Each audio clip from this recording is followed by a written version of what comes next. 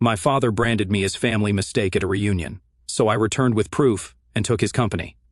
At a family reunion, my dad laughed. We only kept you because abortion was expensive back then. Everyone laughed. I walked out without a word. When they tried to cut me out of the trust later, I returned with receipts that blew their perfect image apart. Hey Reddit. Grew up as the designated family afterthought, ignored, mocked, and treated like the backup plan they never wanted. So I said, screw it. Built a whole new life on my terms and disappeared. Turns out they didn't appreciate that. Before everything blew up, here's how it all started. 50+ people packed around those long plastic tables, the kind you rent from party supply places that always wobble. Kids were sprinting in circles with juice boxes, adults getting progressively louder as the sun went down and the boxed wine disappeared. I'd been at this reunion for 3 days already, hauling coolers and grilling burgers when the designated guy bailed. I was standing off to the side holding a Coke I hadn't touched in 20 minutes when my dad climbed onto a wooden bench. He was 3 drinks deep. His face was red, shirt untucked, and he had that loose grin he gets when he thinks he's being charming. He clinked his glass with a fork until the noise died down. All right, he said, voice booming. Can I get everyone's attention? Phones came out. My brother Blake looked smug, arms crossed like he already knew what was coming. He was 31, successful in that way that requires zero effort. When your dad hands you a vice president title and a company car, my sister Vanessa flipped her hair and struck a pose for someone's camera. She made a living posting pictures of her breakfast and calling it content. And then there was me, Connor, 26, the youngest by 5 years, the one they didn't plan for. I'd heard the whispers growing up, not trying for a third, almost didn't keep him. Never said to my face until I was 12 and overheard my dad during a fight about money. Well, if we didn't have to pay for Connor's stuff, we'd have more saved up. That's when I learned I was a line item, an expense, the budget problem. But I tried. I stayed quiet, got decent grades, went to state college on partial scholarship, got a job doing commercial drone photography, something practical that actually paid. I paid my own bills, stayed out of trouble, didn't ask for anything. I thought maybe if I just didn't rock the boat long enough, I'd earn some respect.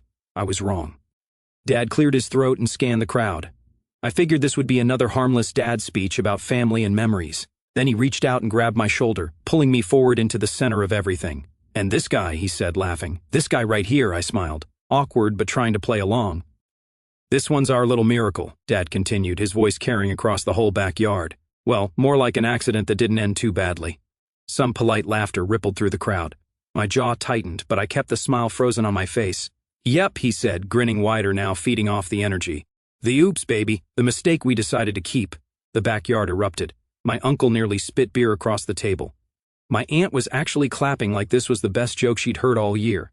Blake snorted into his glass, shaking his head like Dad had just told the punchline to a killer setup. Someone yelled, "At least you kept the receipts." More laughter. But hey, Dad said, riding the wave. He didn't end up in prison or living in our basement, so I'd call that a parenting win, right? The crowd lost it. People were howling. Someone was filming on their phone. I could see the screen from where I stood, the little red recording dot staring at me like a sniper sight. I looked around. Only 2 people looked uncomfortable. My cousin Amy mouthed, "I'm so sorry," from across the yard, but she didn't say it out loud. Nobody did. I stepped back slowly. Dad was already moving on to toast Blake's latest promotion, something about a 6-figure bonus and a company retreat to Cancun. Nobody even looked at me. I set my Coke down on the nearest table and walked into the house. No dramatic exit, no slamming doors, just walked away like I'd done 100 times before. Upstairs, I sat on the edge of the guest bed and listened to them still laughing through the window. The fire pit crackled. Someone turned on music. The party continued like I'd never been there at all. And that's when it clicked. This wasn't new. This was the role they'd assigned me 26 years ago, and nothing I'd ever done had changed it. I was the punchline, the footnote, the one they kept around to make everyone else look better by comparison. I thought about Blake's graduation party when I was 16. Dad rented out a whole restaurant, gave a speech about how proud he was, handed Blake the keys to a used Lexus. When I graduated 5 years later, we had cake in the kitchen, and Dad asked me if I'd figured out what I was doing with my life yet. I thought about when I asked to borrow $1,500 for textbooks my senior year, got a lecture about financial responsibility and bootstrapping. Meanwhile, Vanessa got a fully funded trip to Italy to find herself. I pulled out my phone, opened my banking app, and did some quick math. $8,000 in savings, another $2,000 in checking. I lived cheap, drove a used Civic, didn't have debt. I could leave right now, just go. I stood up, grabbed my wallet and charger from the nightstand, and walked downstairs. The party was still going. Nobody noticed me cross the yard to my car. Nobody waved. Nobody called out. I got in, started the engine, and drove. Didn't say goodbye, didn't pack my suitcase, didn't leave a note. I just left. By the time I crossed the state line, I'd already decided I wasn't coming back. I drove until the world turned into open sky and truck stops. Somewhere in Wyoming, I made my decision. Portland. I landed with about $10,000 total between savings and checking, found a studio apartment in Southeast Portland for $1,200 a month, paid 3 months up front in cash. First thing I did was erase myself, deleted every social media account, got a new phone number, set up a new email, changed my professional accounts to C. Brennan so internet searches wouldn't pull me up easily. Then I started looking for work. My background was commercial drone operation and aerial photography, specialized niche requiring a Part 107 license from the Federal Aviation Administration. I built a website, sent cold emails, and got my first response 3 days later. Small firm needed aerial footage. I quoted $500. They agreed. Word spread fast.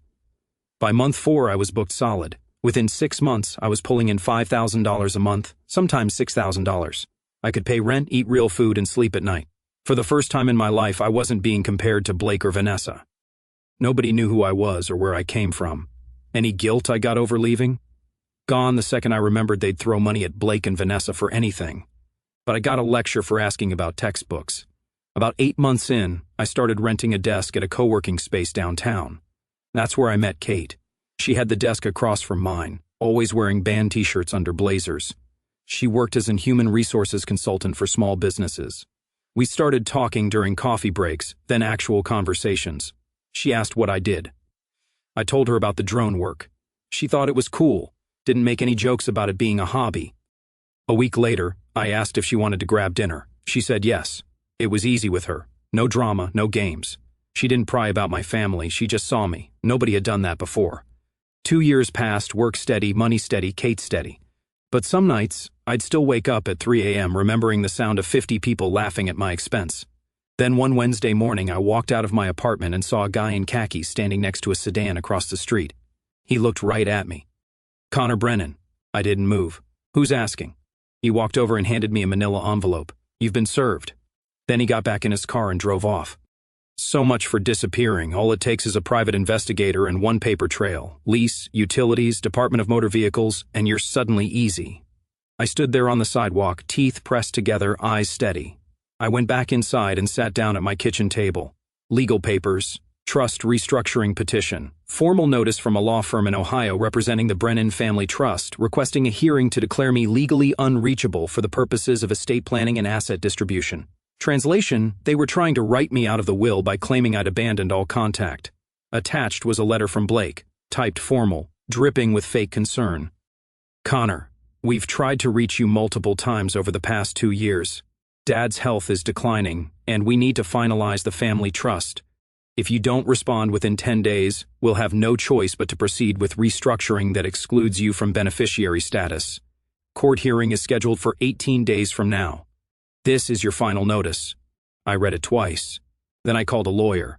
Her name was Jennifer Park, corporate attorney I'd met months earlier. She'd given me her card. I'd tossed it in a drawer. I never thought I'd need it. I showed up at her office that afternoon with the envelope. She read everything silently while I sat across from her desk. They're building an unreachability case, she said. Basic play. If they convince a judge you've ignored contact attempts, they can restructure the trust without you. Can they pull it off? Not if we move fast. Hearings in 18 days. We respond through counsel and demand full disclosure. That kills their argument. How much? $500 for now. I paid her. She drafted the response within 24 hours and sent it certified. Connor Brennan is represented by counsel, reachable, and requesting full trust documentation. All future contact goes through her. Once Jennifer entered the case, the judge immediately pushed back the hearing. Blake's little countdown clock evaporated. 2 days later, my phone lit up with unknown numbers. Somehow they'd gotten my new line. Skip trace probably. Blake, voice tight. Come on, man. Dad's sick. Stop hiding behind a lawyer and call me. Vanessa crying. Please, Connor. This is tearing Mom apart. I deleted every voicemail without listening. Then things escalated. That Monday, Marcus, the chief executive officer of my biggest client, called. Connor, can you come in? We need to talk. The tone said everything. At his office, he shifted in his chair before speaking. Got a call from someone claiming to be your brother. Said you're having a mental health crisis. Asked if we'd seen any unusual behavior. Heat crawled up my neck, but my voice stayed level. What exactly did he say? That you cut off your family suddenly, acted erratically, and they're worried you might be unstable. What did you tell him? That we don't discuss contractors with outsiders, but I wanted you to know. It felt like fishing. I appreciate it. I'm fine. Family issues are personal, not medical. If they call again, refer them to my attorney. I slid Jennifer's card across his desk. You've been solid for us, he said. I'm not concerned. Good. Outside, I called Jennifer immediately. They're moving to defamation, I said. Blake told my biggest client I'm mentally unstable. Get Marcus to confirm it in writing, she said. We're documenting a harassment pattern. 2 more clients got concerned family calls that afternoon. 1 ghosted. 1 asked if I was safe to hire. Jennifer logged it. 3 days later, I got locked out of my bank account. 7 password reset attempts from Ohio. Account frozen. I restored access. Added 2-factor authentication. Added verbal passwords. Jennifer logged that too.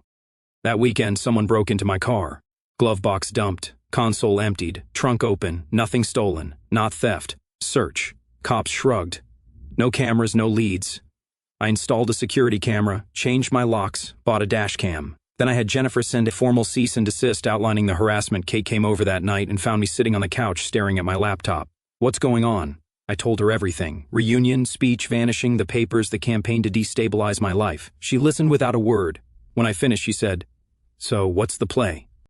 I exhaled. They want me cornered and unstable on paper, so I go back on my terms, control the narrative, make them play defense. When? Soon, I need intel first. She opened her laptop. Then we start now. We dug through public records for hours. Hartwell Manufacturing, mid-size industrial supply company in Ohio. My grandfather built it post-war. My dad expanded it in the 1980s. Blake listed as vice president of operations. Then we found the real issue. 5 years ago, Hartwell took on outside investors. Meridian Capital, Chicago firm, owned 18%, enough to demand answers. Recent filings showed missed delivery deadlines, revenue down 15%, 3 senior staff gone with no replacements. They're bleeding, Kate said. Blake's definitely hiding it. She looked at me. If you go back, they'll paint you as the problem. I know, so what's the move? I felt the answer land cleanly. I become the solution.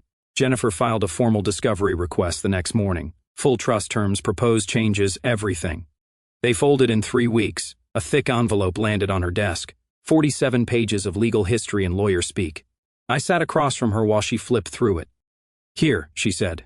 They can't remove you without incapacity, renunciation, or a documented 6-month unreachability record. They don't have any of that, so I'm safe. Unless you sign something or they want a legal war, they'll lose. And now that the hearing's delayed, they've got no timeline advantage. They counted on you not showing up. Leverage point number 1. But I needed more. I thought of Greg, the operations manager at Hartwell. Solid guy, allergic to office politics, and absolutely done with Blake. I sent him a careful LinkedIn message asking if things had really gotten worse, and he replied within 2 hours. You have no idea. Blake's running this place into the ground. We switched to encrypted chat where he told me they'd lost their 3 biggest clients and morale was so bad people were job hunting during lunch. I asked if he had documentation. He hesitated. Why? I told him I was coming back and needed proof. Another pause. If this traces back to me, I'm done. I assured him it wouldn't. Everything would go through my attorney. He sent the files that night. Employee complaints, vendor emails about late payments, ignored safety reports, chaos production schedule, a 20-year veteran's resignation letter explicitly blaming Blake's incompetence. Every document told the same story. Blake wrecked something, then blamed someone else. I forwarded it all to Jennifer. This is enough to blow him out of the boardroom, she said. Use it right and his credibility is gone. That's the plan. But there was one more angle I needed to kill. The unstable runaway story Blake was feeding everyone. Kate solved it in 1 sentence. We were at her apartment when she looked at me and said, if we're doing this, we do it right. Meaning we get married before you go back. I blinked. She didn't. Blake's whole argument depends on you being a lone, unstable drifter. You show up married to a successful human resources consultant. Narrative dead. It kills their entire angle. Exactly. Then she softened. And we were going to do it anyway. Strategic timing and because I love you. I laughed for the first time in weeks. We got married at the courthouse 2 weeks later. Small ceremony, just us and 2 witnesses Kate knew from work. No family, no big production. It was ours, private. The exact opposite of everything about my family. Kate took point on operations. She was good at this, systems and processes, and thinking 3 steps ahead. Kate built the system. Jennifer built the legal wall. I built the pitch. We rehearsed until there were no openings. This wasn't just some vague idea about modernizing the company. This was a full strategic plan for Hartwell Manufacturing's operational restructuring and market repositioning. A 40-page document with executive summary, market analysis, competitive assessment, revenue projections, operational improvements, and a 3-year implementation timeline. I wasn't walking in blind. I'd worked summers on that floor, learned the workflows, and I'd spent 2 years running my own operation where mistakes cost real money. I sent a letter through Jennifer, short, direct. I'm available for a meeting to discuss the trust restructuring and my potential involvement in Hartwell Manufacturing's operations. I'll be in Ohio the week of October 15th. I require complete access to company financials, board meeting minutes, and current operational reports. I will be accompanied by my wife and my attorney. Blake called Jennifer's office within 90 minutes. Tell him to stop being dramatic and just come home like a normal person. Jennifer's response was perfect. Mr. Brennan is happy to meet under the terms outlined in his letter. If those terms aren't acceptable, we'll see you in court. They sent the documents 3 days later. Kate and I spent a week going through every page. The financial picture was worse than we'd thought. Revenue down 22% over 3 years. Operating margins squeezed to almost nothing. Major clients lost with no replacement revenue. Employee turnover at 43% in the past 18 months. But the board minutes were even more revealing. Blake had been lying to them consistently, blaming missed targets on supply chain issues that didn't exist, claiming employee departures were retirement when they were actually people fleeing his management, covering up safety violations and inspection failures. The board was frustrated but didn't have enough information to act. Blake was the owner's son. He had his father's ear, and nobody wanted to start a family war. They were waiting for someone to give them permission to act. I was going to be that someone. 1 week before we flew out, I got an email from Vanessa. Subject line, "Can we talk?" I showed it to Kate. "Could be a trap," she said. "Probably is." "Set up a meeting," I said. "Public place. You come with me. If it feels like a setup, we leave." Kate sent a reply from her email address.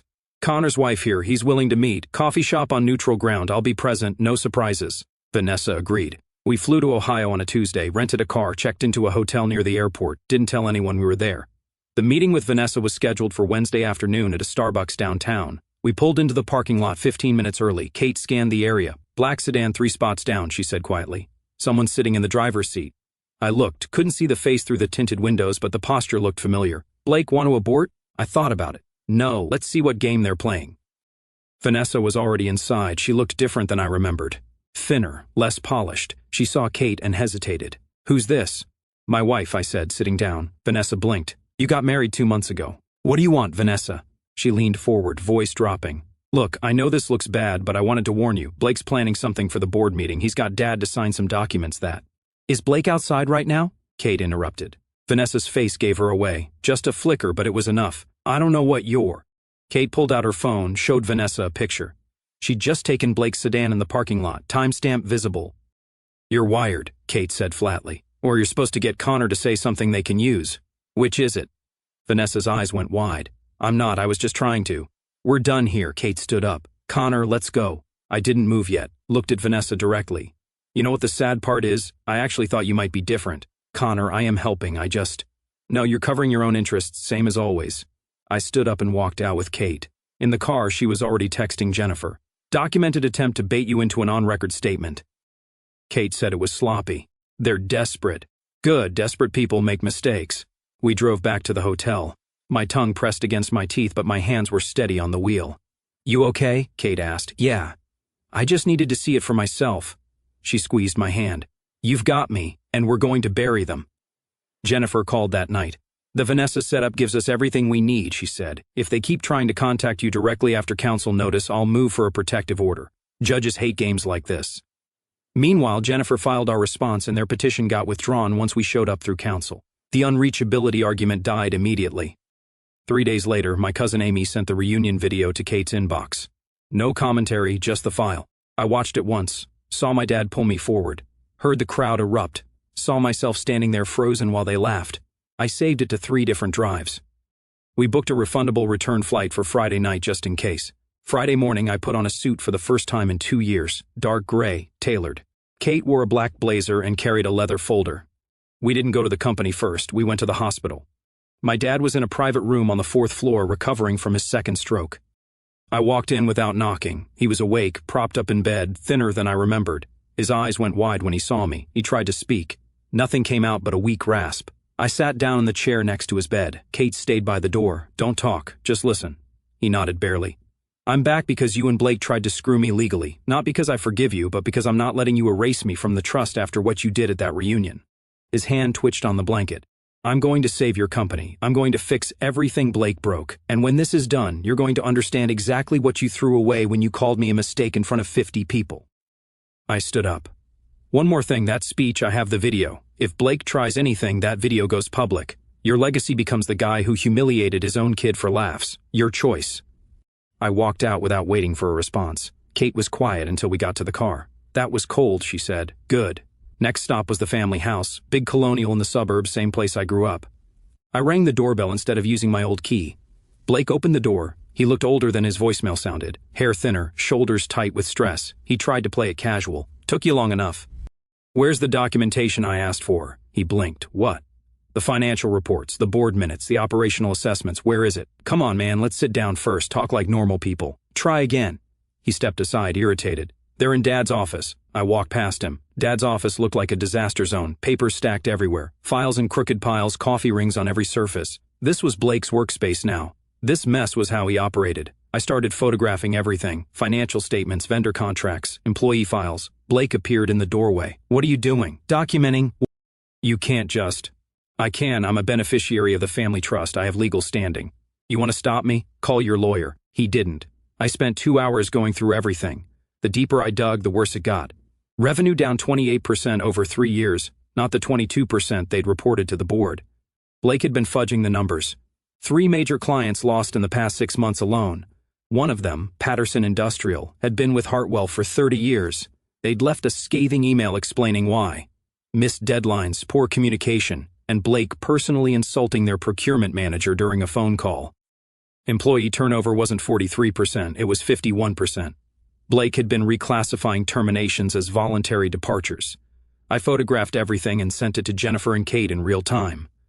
Blake kept hovering. Look, I know things haven't been perfect, but you don't understand the pressure I've been under. I looked up from the files. I didn't give him anything to grab onto. You've been lying to the board. I've been managing expectations. You falsified quarterly reports. I smoothed out some inconsistencies. You lost Patterson Industrial because you called their guy an idiot. His face went red. He was trying to renegotiate prices in the middle of a contract. You lost a 30-year client. He stepped into the office. You know what? Screw you. You ran away. You disappeared for 2 years. You don't get to come back here and act like you know anything. I stood up, closed the folder. Everything goes through my attorney. Connor, we're done talking. I walked past him, went out to the car where Kate was waiting. How bad, she asked. Worse than we thought. The next day I met with Robert, one of the minority investors from the Chicago holding company. He'd been trying to get answers about Hartwell's performance for months, and Blake had been stonewalling him. We met at a restaurant downtown. I brought the dossier. Robert flipped through it silently, his expression darkening with every page. This is worse than we thought, he said finally. Blake's been covering it up, firing anyone who complains. Can you fix it? I slid the business proposal across the table. I can, but I need a board seat and operational control. He read through the first few pages. This is solid. I've had time to think. He smiled. I'll bring this to the board meeting, but you'll need to present it yourself. Absolutely. I visited the manufacturing floor, talked to employees. The pattern was clear. Blake had been cutting corners, delaying safety upgrades, ignoring maintenance schedules. I met with Paul, one of our key vendors, told him change was coming. Asked him to hold on a little longer. You're the brother, right? The one who disappeared.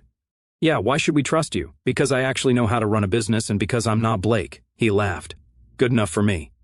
We extended the rental in the hotel. I wasn't leaving Ohio again until the board vote was done. The board meeting was scheduled for 2 weeks out. 2 weeks later, I arrived early with Kate and Jennifer. We'd prepared for 3 days straight. Blake showed up 15 minutes late, looking rattled. He tried to sit at the head of the table. Robert gestured to a different seat. Connor's presenting first. Blake's face went red, but he sat. I stood up and started. No pleasantries, no apologies, just facts. I walked them through the revenue decline, the client losses, the vendor complaints, the employee turnover, the safety violations. Then I showed them Blake's attempts to cover it up. Emails where he blamed employees for his mistakes, documents he'd falsified, vendors he'd threatened. The room was silent. Then I presented the solution, the modernization plan, the vendor stabilization strategy, the employee retention program. I ended with the organizational restructure. Blake removed from operations, new executive oversight, external audit. And who runs this new structure? One board member asked. I do, I said, as acting chief operating officer with full operational authority. Blake exploded. You can't be serious. He's been gone for 2 years. He doesn't know anything about this company. Another board member spoke up. Henry Walsh, one of the older investors who'd been close to my grandfather. Connor left because he wasn't wanted. Blake made that clear. Now Blake's run the company into the ground and Connor's offering to fix it. Where's the problem? Blake turned to him. You're going to believe the runaway son over. I'm believing the numbers, Walsh said. And the resignation letters and the vendor complaints. Your brother documented everything. Kate spoke up for the first time, voice calm and precise. The operational restructuring plan includes external oversight and quarterly audits. If Connor fails to meet benchmarks, the board can remove him. Blake had no such accountability. The room shifted. 2 other board members nodded. I looked at Blake. I know you've run it into the ground. That's enough. Robert stood up. I move to approve Connor's proposal in full. Another board member seconded. All in favor? 6 hands went up, out of 8 total. Blake stared. Dad's not going to approve this. Dad already did, Robert said. We met with him yesterday. He signed the transfer of authority this morning. Blake looked like he'd been hit by a truck. He stood up, knocking his chair back. You can't just... Kate signaled to the back of the room. Security appeared behind Blake. Sit down, I said quietly. Screw you. Sit down or security will escort you out. Your choice. He looked around the room. Nobody was backing him up. He sat. The meeting continued for another hour. Details were finalized. Timelines were set. Blake didn't say another word. As we filed out, he tried to corner me in the hallway. You think you won? He hissed. You're still the same screw-up you've always been. I looked at him. No, Blake, I'm the guy who just took your job. That's the difference. I walked away. Kate was waiting by the elevator. How do you feel? She asked. Tired, but good. First 2 weeks, I paid off every vendor we owed, cleared about $83,000 in backed-up invoices, and brought in an outside safety consultant to audit the facility. The consultant arrived on a Tuesday morning. Phil Rodriguez, former Occupational Safety and Health Administration inspector, now independent. He walked the floor for 3 hours with a clipboard and a camera. He found me in my office around noon. You've got 30 days to fix 17 violations, he said, sliding the report across my desk. 3 of them are shutdown level if they're not addressed. I scanned the list. Faulty ventilation in the paint booth. Emergency exits blocked by storage. Fire suppression system 4 years overdue for inspection. How much to fix everything? Ballpark $120,000. I didn't hesitate. Draw up the specifications. I'll authorize it today. He blinked. Just like that? Just like that. Blake let this place fall apart because fixing problems costs money. I'd rather spend money than watch someone get hurt. He nodded slowly. All right then. I'll have specs to you by Friday. Week 3. I flew to Patterson Industrial, a 4-hour meeting, walked them through every operational change. They agreed to a trial contract. 6 months reduced volume, but it was a start. By month 3, people were actually talking to each other again. 2 people who'd quit under Blake's watch called asking about openings. Kate rebuilt the employee handbook, set up proper grievance procedures, and trained the management team. Revenue started stabilizing. Client relationships were improving. Blake left the company quietly. No announcement, just gone. By month 8, we were profitable again. Then Blake made his last move.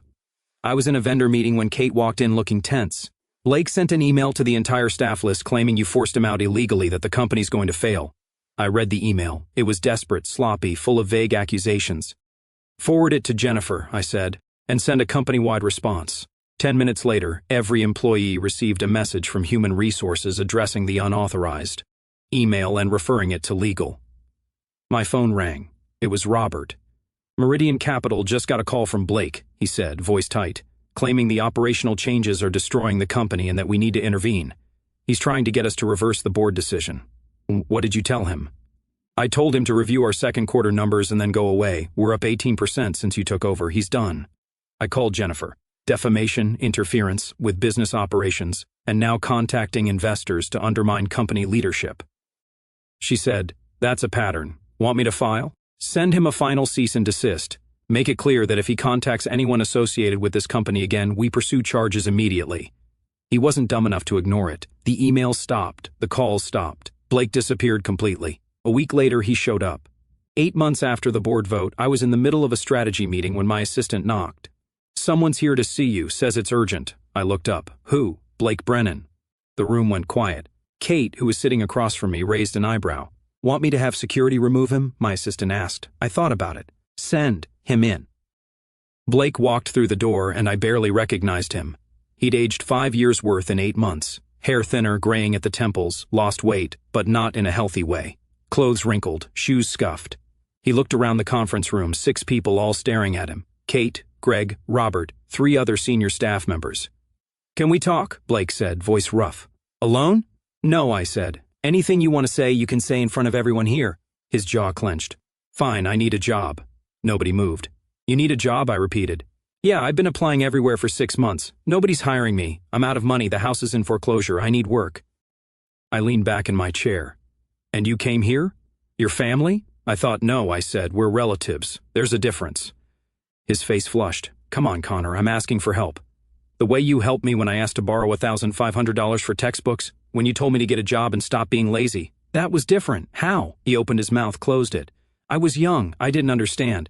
You were 28, I was 21, you understood fine, you just didn't care. Kate spoke up. She slid a document across the table, a printed timeline of every harassment attempt, every defamatory call, every documented action Blake had taken.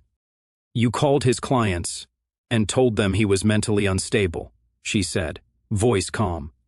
His accounts got hit with password resets from Ohio, and his car was broken into right after your call started.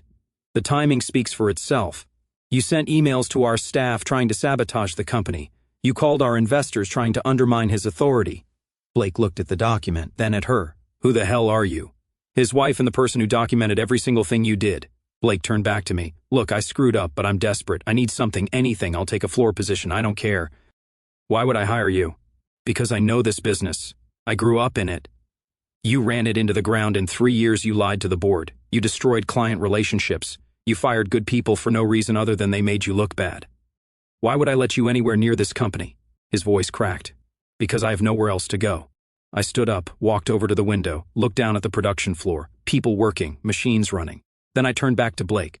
Here's what's going to happen. You're going to walk out of this building. You're going to figure out your life on your own, the same way I had to after you and Dad spent 26 years making me feel like I didn't belong in my own family. Connor, you're going to get a job somewhere else. You're going to work for someone who doesn't know your name. You're going to build something for yourself instead of coasting on what other people built for you. I can't. And you're never going to contact me, my wife, or anyone at this company again. If you show up here again, I'll have you trespassed. If you contact any of my employees, I'll file a restraining order. He just stood there breathing hard. Finally, he spoke, voice barely above a whisper. You know what Dad used to say about you? He said you were weak, that you'd never amount to anything. I smiled. How's that working out for him? Blake stared at me for another 5 seconds. Then he turned and walked out. Kate was already on her phone. Security confirmed, she said. Trespass notice filed. Building access revoked, she sent another message. Human resources memo sent. All staff notified. Nobody said anything for a full minute, then Greg broke the silence. That was brutal. Yeah, I said. Kate stood up, walked over, put her hand on my shoulder. You okay? I'm good. I looked around the room. All right, where were we? Robert cleared his throat. Operations review. The meeting continued. An hour later, after everyone else had left, Kate and I stood by the window overlooking the production floor. You know he's going to tell people you're heartless, she said. Probably. Does that bother you? I watched the floor below. People working together, communicating, building things. No, I said, because the people whose opinions matter know the truth. She smiled. Good answer. Besides, I added, I'm not heartless, I'm just done being their backup plan. Kate leaned against me, my phone buzzed. Text from Jennifer. Trespass order confirmed with local police department. He's done. We left the building together, walked out to the parking lot where my car was parked next to hers. Not a rental anymore. My car, my name on the registration, my life. Behind us, Hartwell Manufacturing kept running. Kate locked the car. We drove. Stepping back from the personal emotions of the protagonist, this sequence of events leaves us with a profound look at the quiet but powerful law of cause and effect in family relationships. Every small humiliation, every moment of silence from bystanders, every joke disguised as family humor, builds a pattern that eventually demands a reckoning. What happened in this story did not begin at that reunion table. It was simply the moment when years of dismissal finally became visible. A father's careless words, a brother's entitlement, and a room full of relatives laughing along were not just isolated acts of cruelty. They were reflections of a larger social habit. Too often, families hide harmful behavior behind phrases like "that's just how we are" or "don't make a scene." Harmony becomes more important than fairness, and the person who speaks up is labeled the problem. In that environment, the so-called mistake child becomes the family's emotional pressure valve, the one expected to tolerate disrespect so that everyone else can feel comfortable. When you look at it this way, the protagonist's departure was not abandonment, it was survival. The moment he walked away, he stopped participating in a role that had been assigned to him since childhood. And yet, what makes this story powerful is not simply that he left, it is that he rebuilt himself without the validation he had spent decades chasing. Success did not arrive as a dramatic act of revenge, but as quiet consistency, working, learning, forming relationships based on respect instead of obligation. By the time his family tried to erase him legally, the truth had already shifted. The person they once mocked had become the only one capable of saving what they had nearly destroyed. When I reflect on this story, I find myself thinking about how difficult it is for many people to draw that line. Society often teaches us that protecting family reputation is a virtue, even when the cost is our own dignity. But the truth is simpler and far less comfortable. Setting a boundary is not betrayal. Walking away from humiliation is not cruelty. And telling the truth about harmful behavior does not destroy a family. It reveals whether there was a healthy one to begin with. The courage in this story was not just confronting a brother in a boardroom or refusing to hire him later. It was the earlier, quieter decision to stop accepting the identity others had imposed. And now, reading this from the outside, I want to ask you something that doesn't have an easy answer. If someone in your own family humiliated you publicly for years, dismissed your worth, and only reached out again when they needed something from you, would you feel morally obligated to forgive and help them? Or would you believe that protecting your hard-earned peace is the more honest choice?